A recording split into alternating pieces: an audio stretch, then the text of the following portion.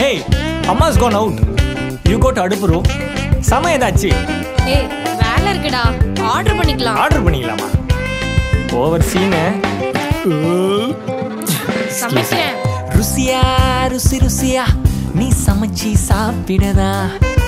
ருசியான ஆள போல சீன போடாத. ருசியா ருசி ருசியா நீ சமைச்சி சாப்பிடதா. ருசியான ஆள போல சீன போடாத. சமையல் குறிப்பு சொன்னா கொஞ்சம் கவனிச்சு கேளு. உப்பு காரம் புளி எல்லாம் சரியா போடு. உன் வேலைய பாரு. டேஸ்டான சாப்பாடு ரெடி ஆகும்.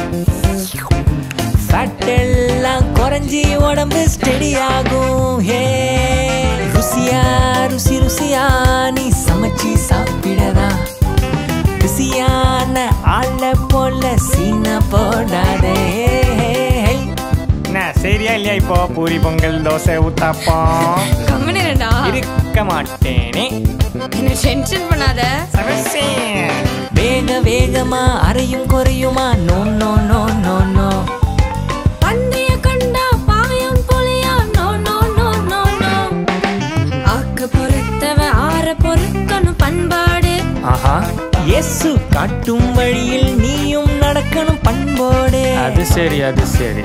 ஆக்க பொறுத்தவ ஆற பொறுக்கணும் பண்பாடு. ஓகே அக்கா. இயேசு காட்டும் வழியில் நீயும் நடந்தால் சக்சஸ் தான். ருசியா ருசி ருசியா நாங்க சமைச்சு சாப்பிடுவோம்.